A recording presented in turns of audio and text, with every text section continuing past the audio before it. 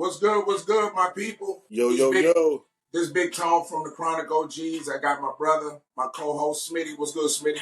What's good, big bro? How's Vegas, bro? It's good, bro. It's nice out here. It's a little chilly, but it's been nice out here the past couple of days. I've been That's enjoying what's it. up.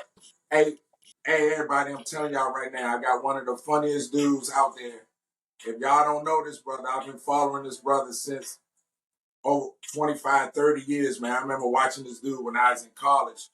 And we would before we go out to the frat party, we had to watch the Def Jam jump, and here Yes, come sir. Talent. We got a comedy legend, especially in our culture. Talent, the comedian, New York's own. Let me give y'all a little bit of what this man has done. He's been on the game for 30 years. Yes, sir. Comic View, Def Jam, Showtime at the Apollo, various venues throughout the country, on screen. The man needs no introduction. If you're in our culture, you know who Talent the comedian is. Talent, we want to welcome you. Thank you for doing that for us, brother. We appreciate you. What's good, my dude? Hey man, listen, man. Even though it's a little overcast here in New York, it's a beautiful day. Anytime you get up, get blessed. You know, I'm in a house full of dogs, man. So it's really good. Right, I remember you talking about the dog. How many dogs you got? I got 5 pit bulls Wow. and King Corsos. And somebody called me Bro, yesterday trying to get me to take a 6th dog. I'm like, I'll find it at home. It can't be here. These cats are these dogs are grandfathered in. did you breed them or no? Yeah, this particular ones, yeah, I did. I got into it 16, 17 years ago because as a kid I always had dogs. But then Right, comedy, you know, you unstable in comedy, you're constantly moving. So when right. I took a radio gig in '03, it kept me here. So I was able to, live like a regular person in a home and be Right. stable and go to Target and BJ's, get my dog food and feed him and walk him. You You got talking you Target? got you got to find some regular time for that type of shit, real talk. Right. I thought us So I black people shop finally at got my Walmart. radio deal in 2003. I was here ever since. Now I'm good. So even when I went back on the road, because I did that 10 years straight, when I popped back on the road heavy with my tours, Uh, uh, I had a built-in sitter, dog sitter, if you will. My cousin, I'm in a 3-family house. So my cousin okay. I just gave him the first floor, which is a 1-bedroom. All you got to do is just look after the kids when I'm gone. Right, Right. right. Dude, So that, I can't imagine what that food bill be every month, them big ass dogs, what? bro. People say that, but it's not. Let me tell you something.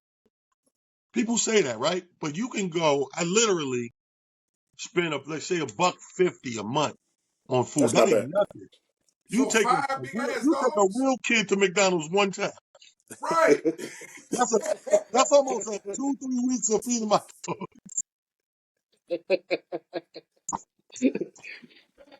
They pay our kids at McDonald's twice, One you pay bro, 250. bro, I'm telling you, when you a bag of dog food, and it could be cheaper, but I like to spoil you my dog, so I don't get just the food.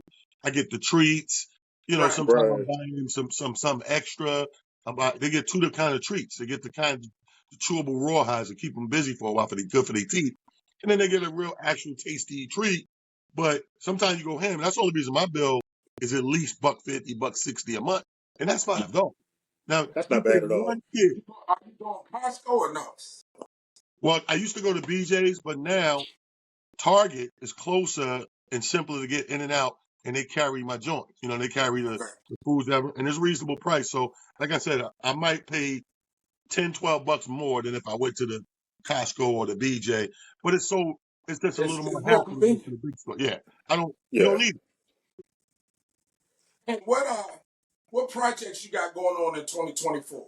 Anything to promote? Anything to talk about? I know you got the New York Absolutely. Kings of Comedy, but what Yeah, else you got? we're juggling 3 tours.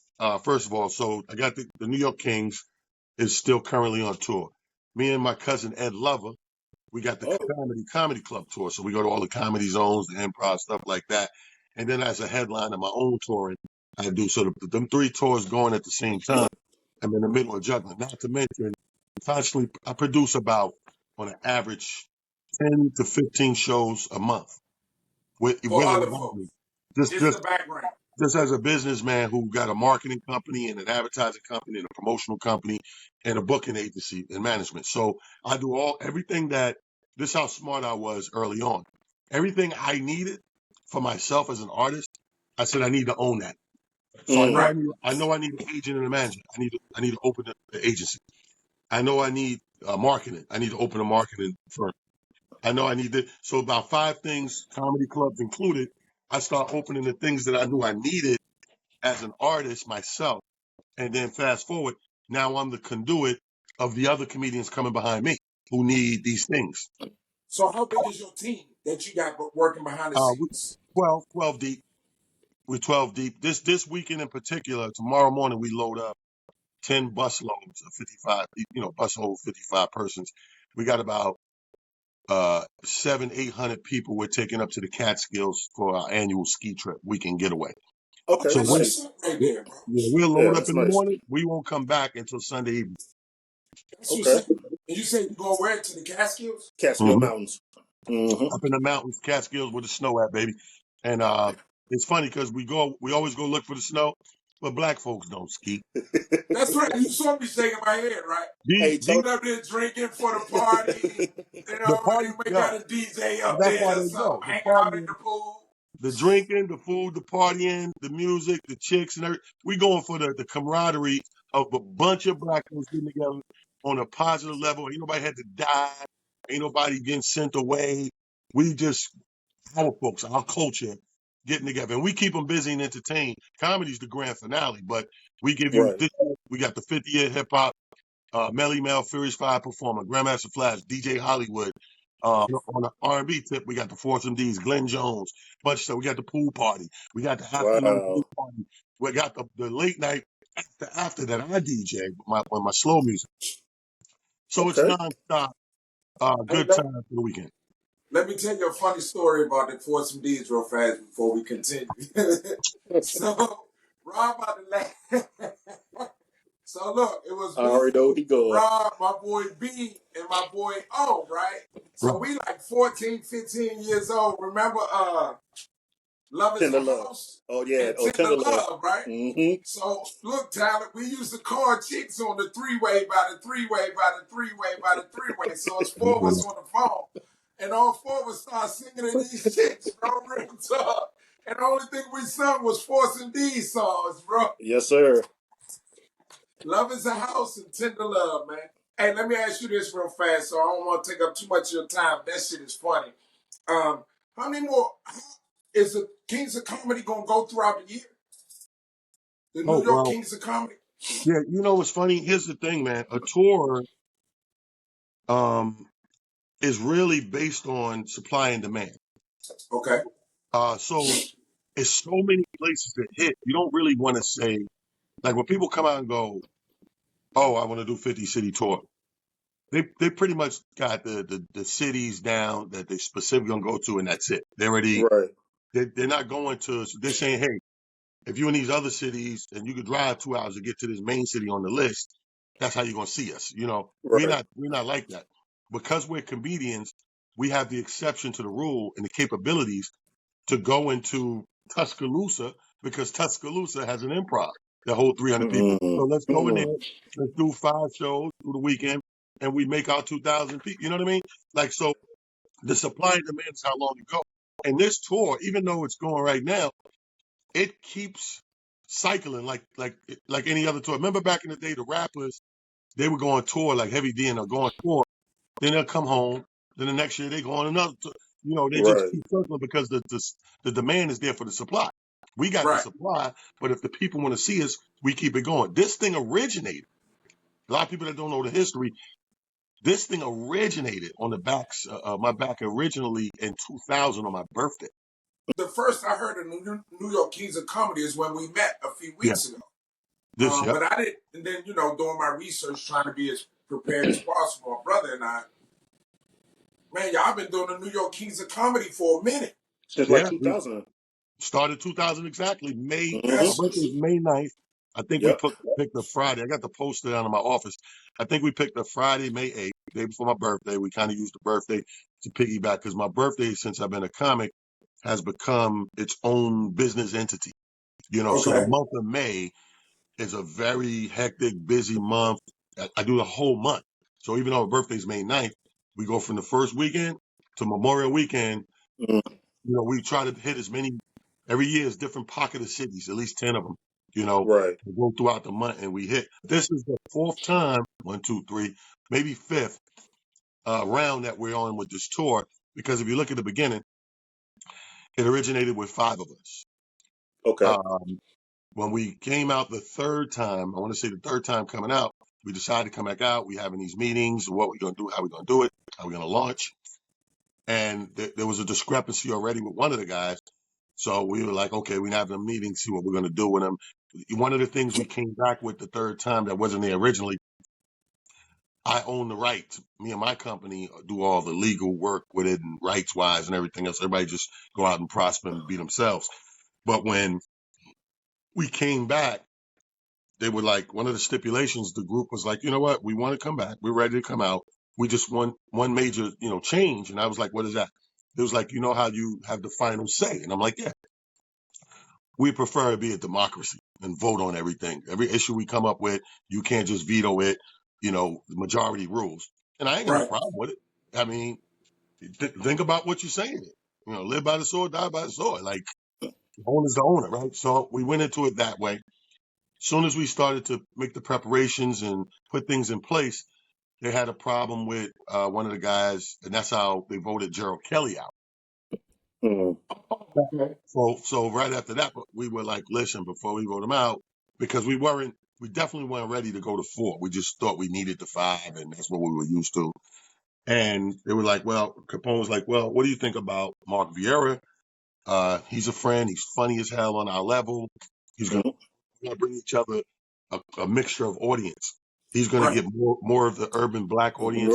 We're going to get more of the Hispanic audience to come to. So it was a match made in heaven. So we're still at 5. Fast forward, we're out. We're midway through our markings. Mark get into it with Drew Frazier.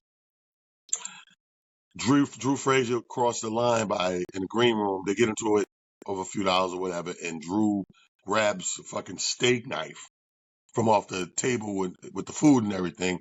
And we got to break this up. The state trooper. It's a whole mess. So before Wow. I even get home, sleep and wake up for the next day to have a conference about it, I got everybody's already unanimously like, listen, we claim an unsafe work environment. Either he goes or we not showing up. And we had Right. to Right. book a lot of it through my company. So he got voted out. So now there are 4. And we were like, you know what?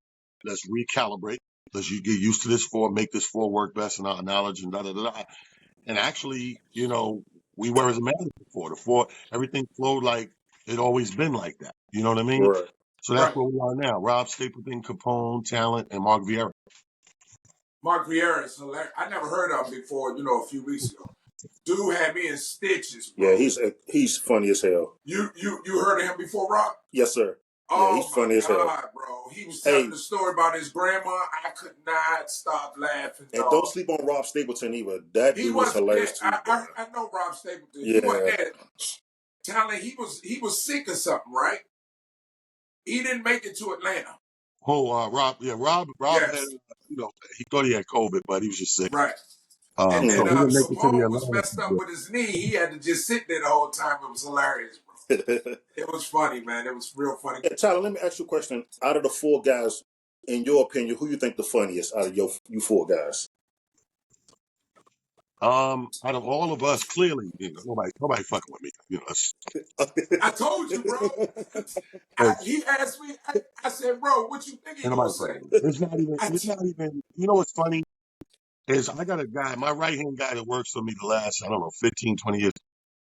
He brought a different angle to being around me, right? I've done been through about 4 or 5 road managers, my business partner, I tell you, my team is 12 people, and we're very humble, modest people, right? Right.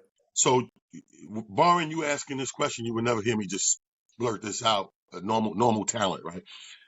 But this guy comes in, right? And he comes in and he's just watching for the first couple of years, right? And he'll answer you got a question, he answer, or he'll put his 2 cents in. But somewhere in the middle of the movie, this dude started being like more confident and comfortable with a lot of stuff, shit on the road than I was. And I'm the artist. I'm the guy doing the deed, right? So I remember one night in particular where it stood out. I'm doing my regular nervous thing on the side. I'm 3 dudes don't went up. I'm next. I'm getting all right. T, get ready. Da da da. And I said, yeah, and I'm saying something, and he just casually just looked at me and said, "Fuck, you know." I said, "Man, blah blah blah." Whatever reason I'm saying, he said, "Oh yeah," I said some shit like, "I think somebody didn't do great," and I was like, "Yeah, the crowd with that guy." Da, da. He said, "Nigga, that's him. You." Right. And I was like, whatever. And then I go up, I fucking destroy, I get him off. This happens like 10, 20 more times. And he keep moving around and saying certain ways. So he put a different battery in my back, if you will, of confidence that Okay. made me step outside of myself to really watch. Because when you're humble and you're just doing what you're doing, you're the inside man. But if you take a second to step out and see things for what they are, he changed that game in my mental. Right. Okay, let's put this thing in real perspective. Stop looking at Joe Schmo what he did. Stop Mm. judging what's going to happen by what she did.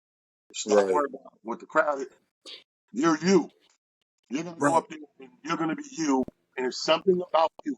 Charlie Murphy, the late, great, The passed away. great. Yes, Eddie sir. Murphy's uncle. He was in the comedy show one night. Boy, you got it. And I'm like, what's it? He said, nobody know what the fuck it is. You just got it. Got it. He got mad. He got mad. What? What do Right. we mean? Oh, nobody. Stop asking me these dumbass questions. You know Yeah, what he I'm said, talking about. nobody know what it is. Nigga, you just got Right. it. You got it. Right. In the business, we know when we see and hear it. You got it. Right. Boom. So it's like, now fast forward it, you know where things lie. In the Kings, what I do like though is now when I say something, cocky like that, like, nobody fucking with me, I will say this too, as an attachment to that. The caveat is when I do light that shit up, depending on order we got, it put fire under their ass and they show you Right. a They gotta come with it. year. Yeah. They got to I step it will up. say that. So it ain't like, depending on the order, we all watching each other. And whatever's in front of us, we all know we gotta fucking either keep that fucking realm or raise the bar. Mm. Or raise it up. Right. Me myself, I like to put the ball. My expression is, I like to put the ball where nobody can play with. Yeah. No doubt. How do No, y'all but go ahead. determine who goes first? Like, how do Right. y'all determine that The pecking order order. that particular night? Well, this time around, we just changed something, right? So originally, when we did the order, the first important position was hosting because we were going into comedy club situations with multiple shows in one night. Right. So the host had to be the clock watcher. Right. Mm. Comics can go over and fuck things up time wise. Right. Right. We all know that. We're all guilty of that. So it made the sense out of all of us, I consider myself the best in that position, especially if we gotta watch that clock, time wise. Okay. So Okay. originally we knew that, and then we would put in order energy wise and joke wise, people in order. Okay. Now fast forward, this new thing that we implemented is called the rotation. So now we rotate. So like say Okay. in Atlanta, right? There's 4 shows and it's 4 of us. So what it was designed, the way we did the order is everyone will get to play every position throughout the weekend. Gotcha. Right. Everyone, 4 shows, 4 people. exactly. Everyone will host. Everyone will be in one spot. Everyone will be in two spots. Everybody be in the Got close you. 3 spot. So that's the new thing we're doing, Okay. especially when we're in these situations where time is of essence. Right. Right. Does the comedy shows give y'all? Does the comedy venue, so to speak, give y'all a certain amount of time per show, or do y'all dictate that? Well, you can do that from the beginning, or you can go into what I like to do is comedy clubs have their times because they're open every weekend, right? So they have their times. They might have Friday 7:30 to 9:30, Saturday Right. 8 and 10. So if that's your time, right? Instead of me coming in, because they'll allow you to shift it a little bit for your team. But to me, I think that's a disservice because if you've been in business for X amount of years, your constituency that already patronizes your club are used to your time sometimes. A certain amount of time. I don't want to Mm. confuse them. That could be the Right. difference in 7 or 17 motherfuckers not coming to one of your shows. Right. Right. Right. So, Right. so what we do is we look at your time and we work within your parameters. So we go, okay, they got a 7 and a 10. we can't go past 9 o'clock because we got to give them time to clean the room, flip the room, and reset it Right. for the next ones to come in. If it's tighter than that, we go tighter. Right. So we customize it because it's better to do those reps than to change it for you. Because if you change it for you, you get used to that, you get stuck in that, then you can't do the other thing. But if you constantly, it's like we're in the playoffs of football. It's like that 2 minute warning. Right. Motherfucker, that 2 minute drill, he down, he know what he got to do. There you go. But if Right. he's never put in that situation, he's like this. We will Right. never see greatness without these challenges. Right. No, correct. Go ahead, another one. Yeah. So back in 1996, you played in the movie Sunset Park. The number Sunset 30. Park, good time Yeah. is it. It's time to get That was the shit. But so Big Tone don't remember that movie. I told him, hey, that was one of the first great basketball movies back in '96. Hey, you had the number 33. Was that number given to you, or you picked that number due to Patrick Ewing? How'd you know that shit? Hey man, I did my research, brother. Understand, see, well, understand, I don't remember telling nobody shit. understand something. We grew up in D.C., right? Hold on, So no, we no. grew up diehard The Georgetown feds, fans. bro. You don't understand. He's the feds. Fuck research. No, I've he never said call me the feds. I've never said that nowhere. I don't This remember. nigga called me the feds. This nigga was the feds. Damn it. Uh, where you Now be we at? back, but we love Houston. basketball, bro. So I kind of put two and two together when I saw that 33, and I knew you was from New York. I say, hey, I wondered did he pick that number because of Pat Ewing, or they gave him that number? And see, Yo, we grew up in D.C. in the city. So we grew up Georgetown fans when they won it in '84. Mm-hmm. They shot they nut off in '85 and lost to He, Villanova. yep. And we cried. We 14, listen, 15 years old. you We get was the. crying today. I applaud y'all. Yo, you guys get the question of the fucking year already. Good Wow. job, boy. Now, Good all the job, other brother. interviews, bro. I'm sitting there like, what? Like, it's, you don't understand. That's crazy. But yeah, that is exactly what happened and shit. In this movie, obviously, I'm the tallest of the what we call principals. Is like we had a bunch of real ball players around us, and with the principals, obviously, I'm the tallest. So this character Butter is the showboat of the team. The chicks love him at Mm-hmm. the school. He don't really care about winning the real shit. He just wants the He want to pussy. get off. He had swag before swag was around. So that's Butter. So when you look at it and it all plays out of who Butter really is on the team, I'm like, okay, he's the center, right?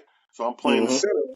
So I'm like, well, I'm gonna need shit. I'm New York. I'm gonna need the center. 33, nigga. You Right. And now, Yes, get sir. beat the goddamn Ewins, right? So And Pat was the man back then in yeah, that was '96. the guy.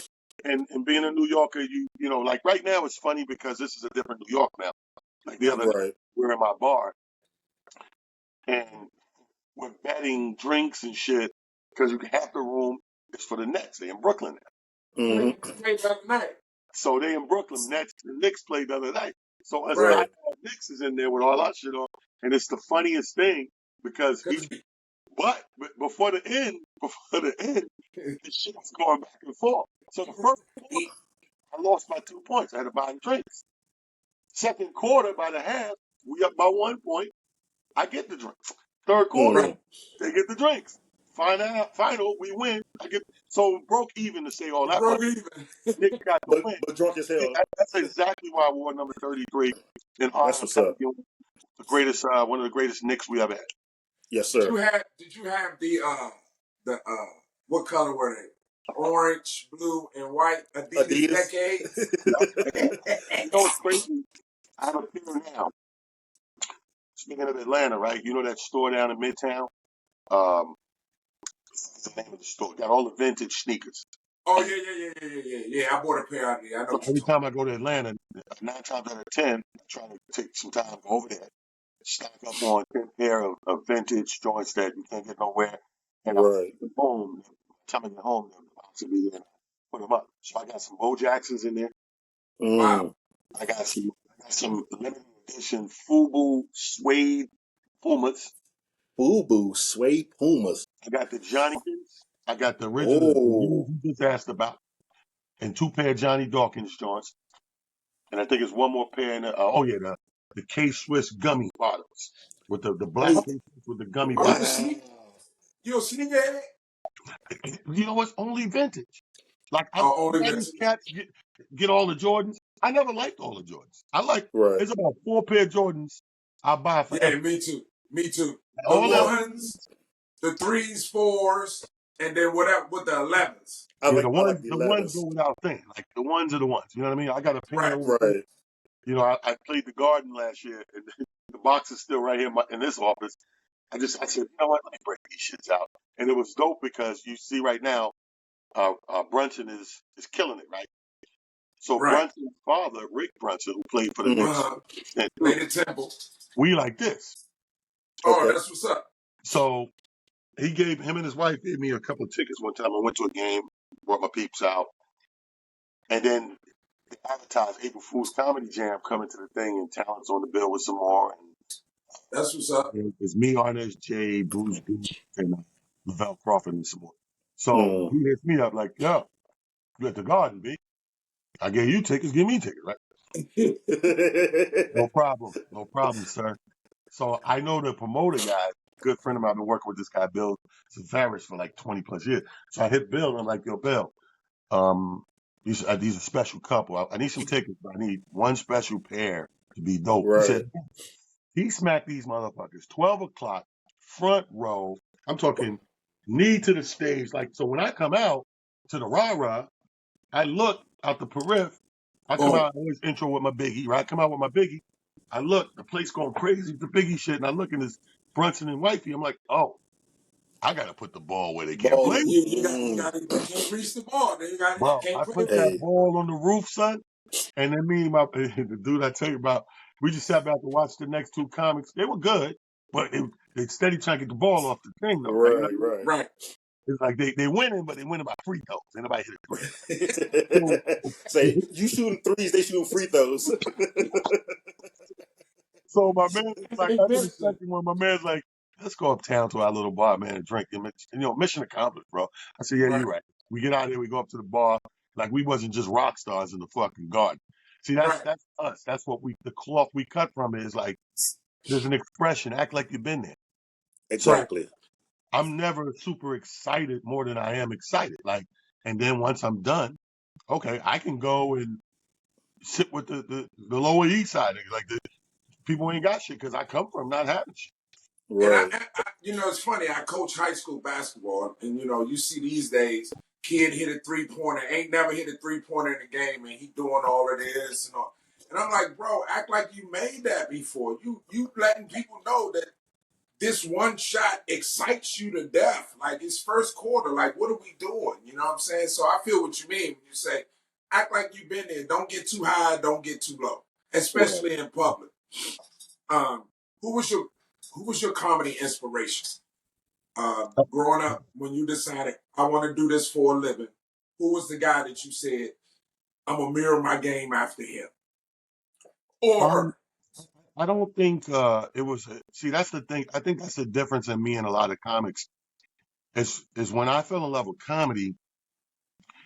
First of all, it was overall right comedy. Like so, anything that made me laugh. So it could have been slapstick shit. It could have been sketch shows, stand up. Mm. Stand up, hands down. Stand up is Richard Pryor. I mean, that's the goat The goat. until further otherwise taught. Right. Um, but then on the female side and the different collective side is Carol Burnett. Mm. Um, That's Carol interesting. Burnett, Wow. she changed the game in a different way. I think I look at comedy like I look at my sports, and I give props to the game changers, not the people who play the game good, because a lot of us can play the game. We just had this conversation last week where there's a difference in a comic and a comedian. A Mm. comedian, a comedian is a person that has this natural ability and is called to do this. He don't necessarily need a joke. That's how he's called. It's in him. Just Right. naturally You funny. ever go to Snatch. a comedy show and the motherfucker 20 minutes in and he ain't got to a joke yet? Right. Right. He's fucking around and improvising and seeing shit and just talking bullshit. He didn't get into nothing yet because he has that natural ability to do so. Right. The comic is more so the guy or girl who like what they see and so, oh, I want to do that. They're not necessarily called to do it, but they study it and they learn to do it. And they can get on stage and tell some jokes and get some chuckles and laughs and make a living out of it. But that's a comic because if you, let's say if it's like the bigger names, they have writers, right? So let's say you take the writers from these people and they ain't shit. Right. They can't give you 30 minutes because they don't have nobody back there. Hey, say this, say that. That's a comic. A comedian is called to do it. So it's like my friend, like I was telling you about my guy that works with me. He kind of like, even though I knew it deep down, he kind of like pulled the tail on that. Like, bro, it don't matter. You know, yeah, but I don't know what I'm gonna say. I don't know the order. Just go up there. Watch Just be this. you. Like a superhero power. And it was real every time it happened. So after 100 of those and 200 of those and 300 of those, I'm like, this motherfucker's on something. Like, I need to start thinking like he's thinking a little bit because he got it. He gets it before I'm getting it. So I need to get it. Yeah, I think I can do both. I think I can be still humble talent and still knowing confident talent. Right. You know, and that's what I've been doing for the last decade. Is the balancing act of that. You know what I mean? Are there people that can be a comic and a comedian? Or is it one or the other? It's one or the other. Why is that? If you have, like, first of all, you know, it's like, I remember like in corporate America, I used to always crack on people because they'll come home with their little promotions and be dumb happy. Yeah, I'm the manager. They made me the manager. You'd be like, okay, that's dope. And in your mind, you think it's some hierarchy shit. And then the motherfucker come home the next day with attitude. Fuck wrong with you? You the manager. Yeah, man, my supervisor on my ass. Oh, so you ain't the boss.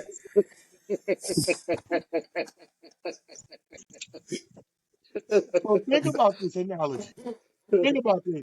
If you could be the supervisor, you don't give a fuck about the manager. So you talk about being both. Nigga, if I could be the comedian, fuck the comic. Right. Give me the powers. Yeah, I I want feel the you on that one. powers. Talent. And does that make sense? Is there anybody in the game you haven't worked with yet? Is there anybody in the game you haven't worked with you like to work with? Anybody in the game that I haven't worked with, they're all dead. Oh wow. So Look, you said I'm gonna there's no go. good comedians out there right now? I'm gonna go dig one of those drug cartel tunnels. Go dig one of those drug cartel tunnels. Dig everybody up. Let's do an underground. Bring them back tour. No. Oh God, dude. I don't know. Let me think about that. That's a good question. I think I've worked with everybody, Okay. and especially everybody that, barring the young cats who may have come into the game recently in the last decade or whatever, that's still making their way. Like, you know, there's a lot of social media cats that are trying to Right. transition and stuff like that. There may be a couple of them that I haven't, but when you say the word that I want to work with, not really. Like, I don't think I ever looked at it like that. Back in the day, we made friends. Right. We made comrades in this shit. To this day, on a weekly basis, I'm talking to Joe Clay. I just talked to Tommy Davidson. DC Zones. Tommy too. Like both of them, you got Tommy Davidson, you got Joe Clay, you got Coco Brown, like all of these cats that we all started, the Pierres and all that. All of us that started together, we're kind of comrades in this shit. The Rickey Smiley and blah blah blah. So you've worked with all those guys, so they had a different work ethic. And the reason I don't think I'm looking forward to working with anybody now because of the work ethic. I think that I can't get no better working with them. I think that most of them, not all of them, they don't challenge me. You want to challenge me, you know, tell me I'm going on after Earthquake. Tell me I got to follow Chappelle. You know, tell me I got to follow Bill Burr, which ironically was my opening act. How about that shit? Bill Wow. Burr's hilarious. Dude. Yeah. He's So that white boy he's funny. one of the best hands down in it right now. Yeah. And I look at me and him laugh all the time. We look at old shit and look at the flyer. big ass picture of talent, headlining Caroline, and the opening act, little pictures, Bill Burr, Bill and Burr. and then Wow. Bill came out through us. So Bill is equipped with those superhero powers that we're talking about. He's Mm-hmm. hilarious, bro. He Even in is. some of the movie, he did the movie with the McCarthy comedian, the lady, Oh, I um, love, yeah, Jenny and McCarthy. Sandra Bullock.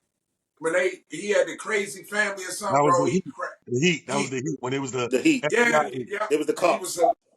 yeah, they were the cops, right? One of Mm-hmm, mm-hmm. Sandra Bullock was a federal FBI. agent. Yeah, she was fed, and McCarthy was the cop. Yeah. And Mike Rappaport was the brother who was in trouble. I did a movie with. I did right after Sunset Park. We were in A Brother's Kiss. Mike Rappaport was in there. Rosie Perez, Nick Shinlin, John Leguizamo. That was a good movie.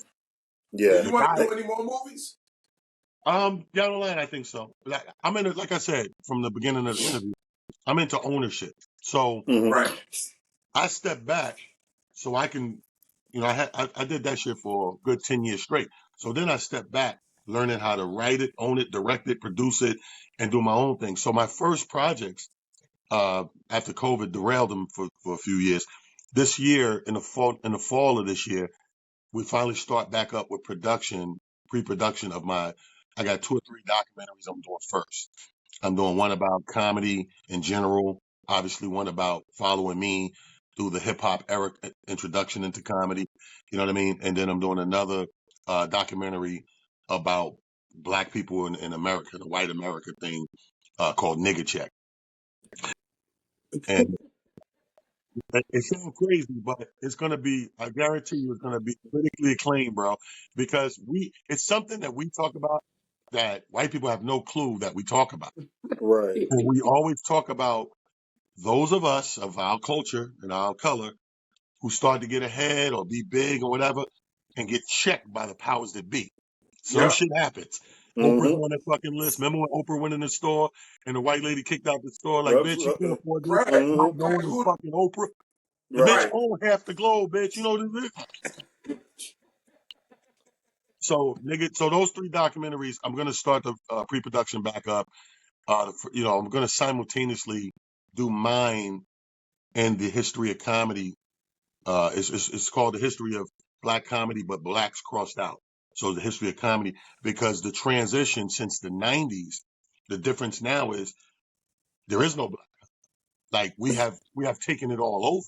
It's just comedy. There just happen to be the fucking box office drawers happen to be black. Right. So Right. you can't say black comedy no more because we took it over. It's like you Right. don't call it black NBA. Nope. Yeah, we took that over. We trying to take over some other stuff too. Oh, it's gonna And happen. Yeah. yes. No, I'm good. Hey, so let me. I got to. This is a question I need to help me understand this a little more. The difference between mainstream Hmm. comedy and underground comedy, and two-part question, Talent. And how does a person that's considered an underground or non-mainstream comic get to that mainstream level? Well, see, this is what I'm talking about. That word has to go away. It has to disappear Right. because this is Mm. the lines I'm talking about that we blurred, that we want. Mainstream term goes back to the beginning days because, and I'm giving away a little bit of premise of the documentary because that's what it's about. It's about the whole renaissance of it. If you go back to the late '80s, early '90s, mainstream was going into a known comedy club. That's traditionally where, according to the powers that be, you're supposed to go watch the comedy, right? So now what happens with that is, and this is why it got such a stigma over the years, is there's nothing wrong with that. Okay, you can have a comedy room down on Buckhead and you can have a comedy club downtown Atlanta, and they both can thrive. But what happened over the years is the comedy club usually provided what was considered, I hate this phrase, they use it all the time, a safe space. Mm. Oh, I hate that fucking phrase. Fuck is this? I know. How's it I say? know. Anyway, What the fuck does that yeah, mean? these people kill me. They draw you in. Come on in. It's okay. No judgment. It's a safe space. That motherfucker got a gun out. But so I hate that phrase. So what happens is that label got that label so that the industry people. So if the people from Viacom or CBS or Netflix wanted to see a comic they heard about, yo, this guy's funny, we need to get him a show, a special, or whatever, they would go there. They would go to the safe space, to the main thing. So that became mainstream. So the reason the separation became so apparent is, yeah, you funny, dude, but you over here in the hood room on Tuesday nights doing Right. comedy. These niggas ain't coming here to see you. Right. You got to Right. figure a way to get there in front of their eyes. Right. So it kind of is like a invisible bidding war, if you will. So these raw comics trying to get their act on the main stage, which is in the Improv and the Comedy Zone and the Funny Bone and whatever it was, trying to do that became a task in itself. So these clubs are very funny. And here's the thing. This is where the word the starving comedian comes in at. They don't pay you shit. So Right. you go to the hood room and tell me where this makes sense. You go to the hood room, motherfucker might give you $250 doing 15, 20 minutes on stage. You go to mainstream, the better situation, you get $20. Right. You're lucky if you get $20. Right. So you doing them a favor. They doing you a favor, they say. Right. Mm. They, But I'm doing you a favor. we know the real deal with it. Right, so I ain't got to pay you. And they'll tell you that in LA at the Comedy Store. Why would I pay you when any moment Martin could come in and jump up, Andrew Dice Clay come in, Bill Burr, anybody come in and jump up for free to work their shit out?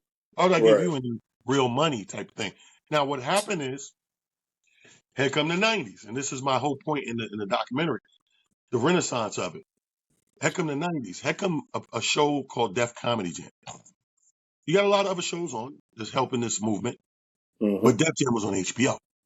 Right. Now, the difference in Comic View on BT and Def Jam on HBO is HBO was international. BT wasn't.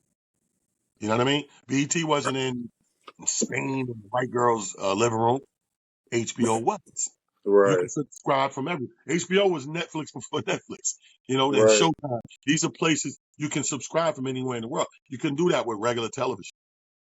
Right. Okay. Okay? Okay. I got you. So what happened is, here come this influx, season after season, of these fucking the shit we've never seen as young black people with our own eyes. We've never seen young fucking comedians televised. We've seen the older ones. We've seen Red Fox. We've seen Richard. We've seen Carol Burnett, all the people we mentioned, Jim Carrey's and all that. But these fucking guys are my age. That guy's 24. That guy's 26. Like, he Mm. wearing the hip hop clothes I wear. He wearing the boom, boom, boom. It became the number one comedy show in the world, not the country, the world. Yep. So now, I go to the economic part. Everyone wanted, you said how you said before we went to our frat parties, we watching Def Jam. Yep. So now everybody wanted to see that type of comedy out here in real life live. So the comedy clubs wasn't equipped for that change yet.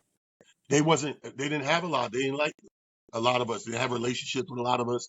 Uh, so they had the one black guy they may have known or whatever.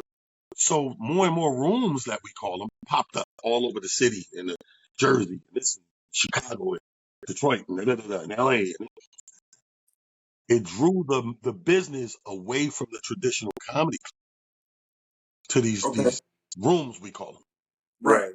these nightclubs, Right. I got you. off nights and whatever. So it forced the comedy club to economically change the whole spectrum of how they did business.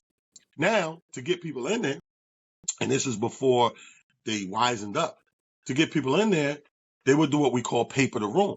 They would print out a lot of free tickets, a lot of email blasts. Come on out, two people free on me, 2 items left. And they would have to make their money and survive off of food and drink, not Yep. admission. I'd have been a couple comedy clubs like that. And that time, the smart clubs anyway. First of all, in the period I'm talking about, 50% almost of the comedy clubs in America started to close down. Mm. They couldn't let. This financially couldn't hack it. The ones who got smart, who survived, said, you know what? We're going to start doing urban night. They'll pick a night. They'll grab, say, the local black DJ from the radio station.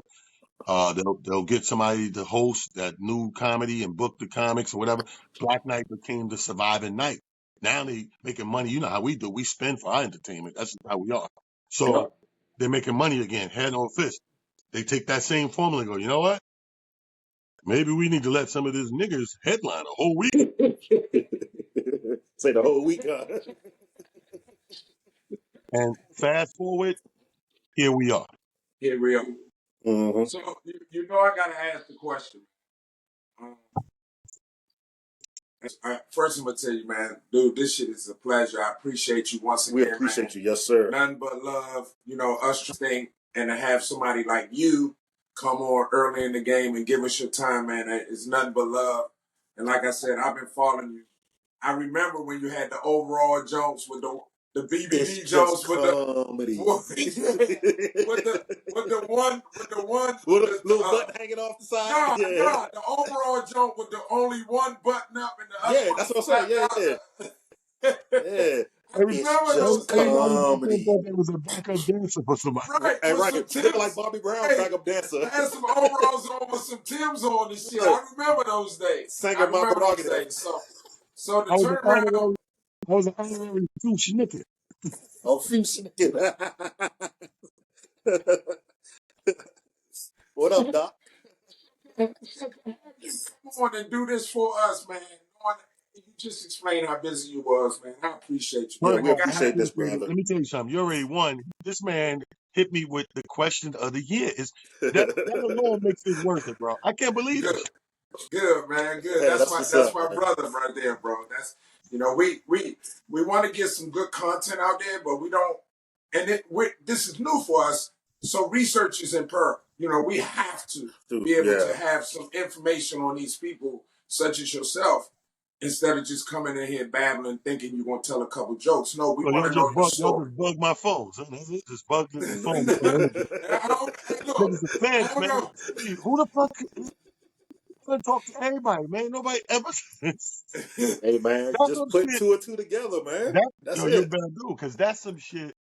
You scare motherfucker. Like, the shit you say in private, and the shit you say in public, like interview. I know I ain't never said that shit over right? I'm looking around for bugs in this mother. Like, where would he put the bug? Hey, look, bro. I gotta ask this question, Talent. The Katt Williams interview. Mm-hmm. What's your take on it? My take is, and I understand that a lot of people have different takes because they may not know the man personally. Mm-hmm. But if you know the man personally, there's no side to take from me. My take is anybody should be allowed. Again, we go back to that bullshit safe space shit, right? Right. So no, because women are crying at an all-time high. I don't know if I'm the only motherfucker seeing this. And don't get me wrong, you can't have it both ways, ladies. Like right now, we in a woman's movement, and I'm with them. Equal power, equal. I want a woman to have equal, but you can't cry equal and then cry these tears every fucking chance you're at the podium, because we know as men, you want to be with them. Tell you what we come up with. The scrutiny of a man is, you don't give. We're about strength. That's when you think of a man and a woman, you think the only difference is probably physical strength. God made you bruter. Then you can't be the superhero and the victim. I tell people all the time, you can't. You just can't be both. You're gonna save the fucking world, or you're gonna wait for Superman to get it. You can't. There's no way. Thanos will wipe your ass out so fucking fast because you couldn't make up your mind whether you wanted to be the victim or the superhero. So my thing is this: Katt is a guy sitting there speaking his truth. Right. I can't be mad at that because I'm not him. I don't know his truth. He knows his truth fully. I know a little bit up, but he knows his shit from the rooter to the tutor. So if he's sitting down for a couple of hours and spilling his truth, so be it. Is it pieces in there that people, oh, that's embellished, this sounds embellished? Absolutely. Exactly. But the core stuff, the core information is a man speaking his truth. I tell everybody, what I can attest to is the business, like some of what Katt was talking about. Absolutely. How much of that he went through or anybody else went through, that's their truth and up to them. The generosity part, I could sit on a witness stand in a goddamn courtroom and tell you that's 100% true. Katt is one of the most generous motherfuckers without wanting accolades to go with it. See, a lot of people, there's a universal energy out there that, you're supposed to love and give and help and do all you can, do your part while you're here. It'll come back to you. But don't do it because I'm saying that. Because Right. give you $10, go, yo, give him 10, because somewhere 100. If you thinking like that, then you got ulterior motive, and now Right. it's a shady deal. But if you just have in your soul, I'm here to do right. It'll come back to me down the line. I'm just doing right. Then you genuinely doing it. That's Katt Williams. Katt, he didn't lie when he said, I might get 100 grand to go to your city, to arena, and then go down to Skid Row or where the homeless is and throw 10,000 on these cats. That's not a lie. That's Right. that's an every week occurrence on the Katt Williams tour. Right. We've had comedians on their deathbed and GoFundMe's up, and Katt sending thousands and thousands, anonymously, uh, on purpose, because I don't want people to see this amount and see my name, and I don't want that. Right. I just want to know if I know this person and this person needs it and I got it. Boom. So to that point, that's my man. You know what I mean? Like, his respect for me and my respect for him is astronomical. Now Chappelle comes out and gives a statement on his take of it. And it's not a bad statement. It's not a wrong statement. But again, he's looking at it from Chappelle is Chappelle's and Katt are like, they're like the Prince. I'm like Michael Jackson and Rakim if we had to compare the artists, and they're more like Prince, the artist. You know what I mean? Harley, Prince, they're a little more eccentric. So Chappelle's point is good, but he's looking at it globally. He's looking at it like, yo, you one of the best picture painters. Why would you paint this negative picture about us, our Black people? people. Right. But again, I understand that. But in the same token, it's the man's truth. Am I not, if another black man rapes me, am I not supposed to tell because he's black? Right. But you're supposed to tell the world if he's white. That don't make sense. To me, I can't get with that. Like, if that's my truth. Now, don't get me wrong. If you just coming out here blasting names to be fuckery and all that, then Chappelle's 100% right. Stop that shit. But if it's the man's truth, it's the man's truth. I don't care if it's Steve. I don't care if it's Rickey and blah, blah, blah. And like, the funny thing is this. I don't have to be in the room. I've been in this game. July will be 33 years. Wow. I've been around these Negroes long enough to know when he says something about a certain person and I know them, I go, that shit's true because I know that person. Right. Yes, we all know that, right? We got people in our lives that somebody come running back to you, yo, your sister Teresa said, give me $100, and you be like, that don't sound like my sister. My sister ain't say that shit. Right. She won't even give me $100. Exactly. So we know. So with certain things he's saying, and I hear the name and the attachment, I'm like, yeah, I know that happened. Right. But at the end of the day, I can't say something like what Chappelle said because you're looking at it globally and saving grace of the game, if you will, the faces of the game and the da-da-da-da. But Katt is saying that's the problem. Katt is saying that's the fucking problem. You Hollywood motherfuckers are doing X, Y, Z, and if we don't do X, Y, Z or fall in line and blah, blah, blah, you know what I mean? And of all people, it's kind of interesting because Chappelle, nigga, you one of them niggas that had to, like OJ said on the interview I watched yesterday, sometimes you gotta zip your nigga suit up. Yeah. Sometimes you gotta zip up your nigga suit. And Chappelle, you had to do that. You had to zip your nigga suit up, say fuck y'all for a little while, and go get this shit in order, and come back and bubble back up. Yes, sir. So you need to understand everything that's your internal story is not for the game. If you gave that much fucks about the game, and this is me being antagonistic and playing devil's advocate, I could be the person that was the greatest Chappelle fan, and you left the show in hiatus. Right. I'm saying, you did something to me. Now I can't watch it. So if you want to look at the global picture, but that wasn't the case. You had to handle your shit, your personal business, part of your personal story to get your shit right to come back and then do for the people again. Right. Right. He did the exact same thing that Katt Williams did. The one thing you got to give Katt credit for is he created his own lane, not Right. once, twice. But twice. Mm-hmm. I created the lane Kevin got right now, and then when it became Kevin Lane when I wasn't playing ball with, so to speak. Mm-hmm. Mm-hmm. I'm not doing this. I don't want to do that. Can y'all do that? And they like it's so early in the game. One thing about Hollywood, you can't call no shots early. Right. Get Yeah. some Yeah. power on the escape. You feel me? So this is early in Cat's career, and they like politely. Next thing you know, Kev got that part. Next thing you know, Kev got that part. So, but Cat's already done built his base. He's started his touring. He's built. It's getting stronger and stronger. The snowball effect is happening. So what he do? Okay, fuck y'all. Y'all ain't giving me that. I'm gonna get some other stuff, and then I'm gonna create another lane, which is what he's doing now with his touring.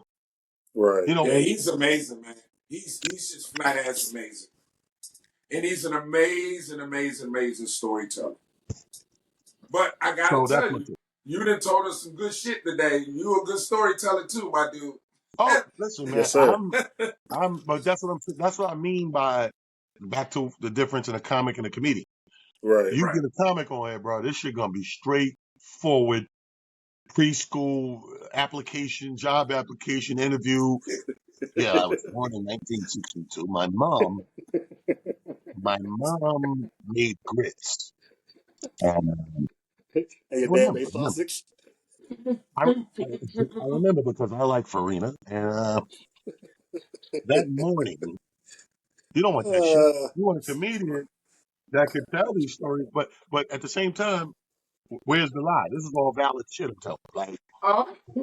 Like this is all valid. Like so, I'm gonna give you a little tidbit because I want to get this out there. The funny shit, I'm in the airport. Now, mind you, when I hear about the interview, I'm on my way to. I don't think I was on my way to Atlanta. I was on Chicago, I think.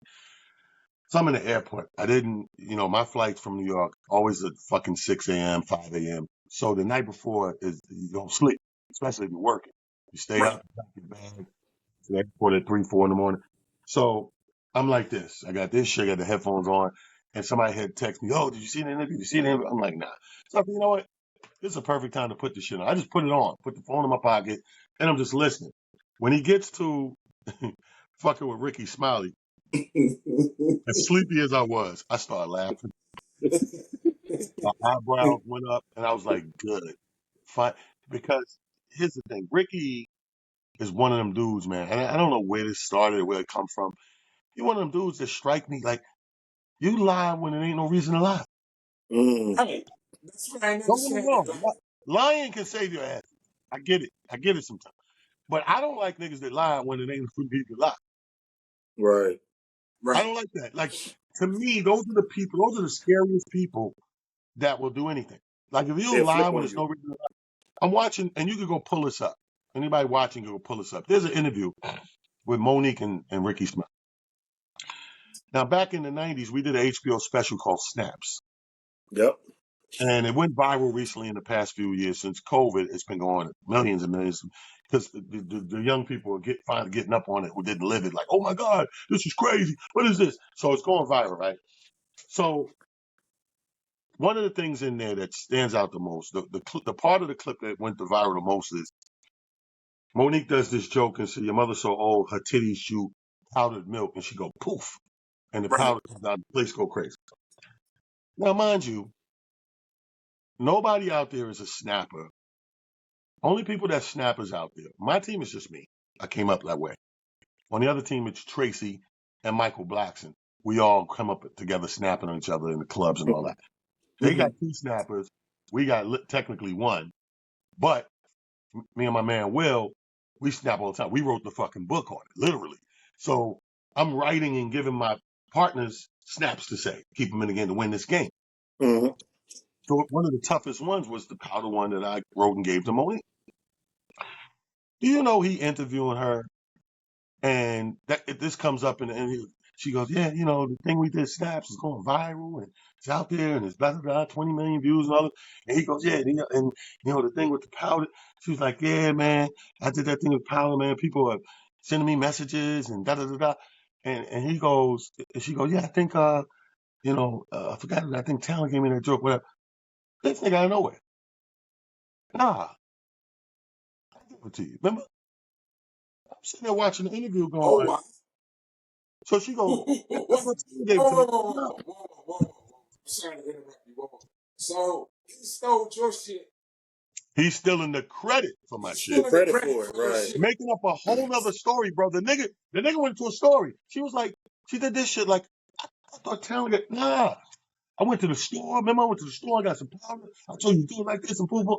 I'm watching this shit like, you have got to be fucking kidding me. Does it behoove you or do you to tell that lie, take that little credibility? Credibility, right? And it's, When was the say joke that. originally It, said? so it goes, it's your What year? mama. No. I'm saying, what year was that? Snaps had to be 90. Damn. He's still in joke. He's still in credit from some 25 years ago. I want to say 93, 94, somewhere in there. That's 30 Wow. years, bro. It means nothing. Like, that's what I'm saying. Means nothing. That's what scares me, man. These people who do stuff like that. It's not, it's neither here nor there. She's not there. You acting like this is the premise of the interview. This ain't the premise. This is banter and regular, oh Right. yeah, that's go viral. And even in banter, you want to insert and it was a whole story. It wasn't like, oh, I gave you that and then went off. It was like, yeah, remember? I went to the store, I had to buy the thing, and I'm sitting there going, wow. Wow. So outside of that, have you ever had somebody steal your actual materials and use your materials on stage? Always. To this Wow. day. To this day. But Wow. see, here's the thing on that. This is a good part of the topic is it took a long time, but I had to realize you have to realize who you are. And you have to understand that even though you don't like it because you're still in the game doing what you're doing, it has to happen because you're the blueprint. Mm-hmm. And somewhere in the middle of the movie, the blueprints change. You know how we just talked about this old thing going viral now Right. because these young cats are new and they didn't live through that. So they're now Right. living through it again. So you got a slew of them coming in. To those cats, guys like me, we are the blueprint. So like you just said, oh, who'd you watch to be like and hone your skill after? That becomes me now. Now I'm in that bracket for these Mm-hmm. guys coming behind me. So I Mm-hmm. can go into a comedy club today. We talk about this all the time and not hear a little bit of me. I can't. It's impossible. Right. And it could be the premise. It could be a whole joke. It could be this, that. Now, if you rewind back 20 years, 30 years to young talent, I was putting hands on niggas for that Mm. So because now you it's take it as being homage. They paying to you now. what I take it like I just know what it is. Like, so people will not, the way people steal or remix, let's say that. The way people remix, half the people's remix, they never heard the original, they don't know the original record. Right. Right. So that's what I mean by stealing like a premise. So somebody may hear something, I ain't gonna lie, there's a lot of people that hear shit, don't really necessarily remember where they hear it, but they heard it and they build on it. Mm-hmm. That's still you, whether they know it's you or not. It's still you. You know the Right. shit you or originated or whatever. So I don't. It's not like I take it like flattery. I just take it like I know what it is. So knowing that, looking from that angle, I'm not mad. I don't get mad anymore. I don't get resentful. I don't feel like I gotta pull somebody to the side like, yo, my nigga. I don't. I get it. I get it, bro. Mm-hmm. And that's why the biggest part of advice that I got from several comedians that I look up to along the way was because early on they knew they had been through the rigmarole, so they knew the journey. I didn't. When you start, you don't know the journey. There's one thing that a lot of comics don't know, even right now, depending on how long they're in the game. It takes a certain amount of time until you what we call find yourself, who you're going to be on that Right. stage. You go through a Mm-hmm. bunch of transitions. Every time you think that's it, and you don't know until you really get in that pocket, and that pocket don't change for a very long time. You go, oh, I'm me now. Mm-hmm. So my advice to comics is people can steal jokes. People can steal materials and premises and all that. But once you tap into you, they can never steal you. Right. When did you realize you were you? when in the comedy game. when my guy who works for me, my right hand man I told you about, came into it with that attitude Mm-hmm. Right. and shifted my whole train of thought and everything. That's kind of around the same time I'm like, you know what? I'm me. Like Right. I'm consistently this. Like there's no changes around the corner. For example, a lot of shit you care about, you don't know more. Like I laugh when I see motherfuckers for no reason put on suits. Right? It makes me chuckle a little bit. Yeah, look, and, and to me, it's like my focus ain't on a fashion show. I don't give a Right. fuck if you think I got a nice suit on. I need to Right. bust your fucking gut. I need you to pee on yourself a little bit. I need you to damn near shit your pants and be like, oh my God, this nigga was funny. That's what I'm hitting the stage for. Right. Nothing else. You know what I mean? So I don't hear nothing. I don't hear a bitch talking about how cute you are, and I don't hear a nigga talking about your sneakers. I don't hear none of that. It's all zoned out. I'm MJ, nigga, in the fourth quarter with 2 minutes on the clock. Tight game when I hit the stage. Against the Knicks. In the 90s against the Knicks. Pat, you in number 33. There you go. Hey man, look, we appreciate you once again, bro. I can't Yes, tell you how sir. much we appreciate you, man. This is probably going to be uh, the best interview we do in a long time, man. I appreciate your Well, I know time. that's the best question I've seen in a long time. Quick. So Yeah. I appreciate that, we brother. definitely I wanna appreciate it. I definitely want to circle back with you, man, in a few weeks and see how Absolutely. the tour's doing. And I want to tell everybody, if you're able to see talent, if you've never seen talent or you've seen him back in the day or whatever, like I did, but you're able to see him with his New York Keys of Comedy buddies. Unfortunately, I was not able to see Rob Stapleton, but Capone, Mark Right. Vieira, Talent, Rob Stapleton. I'm telling you, get the Funny tickets, man. brothers. We Funny had brothers. a blast that night, bro. And like he says, it's just comedy. It's It's just just comedy. comedy. Oh, I forgot about Don't that take part. it personal.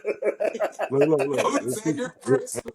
The Look, brand is real, bro. The brand is there you real. Oh go. man, it's been such a pleasure, T man, and I And we definitely want to appreciate do you, this brother. again and get this thing up and going, man. We appreciate you. I'm glad you're feeling better, man. You know, we finally got it Yeah, done.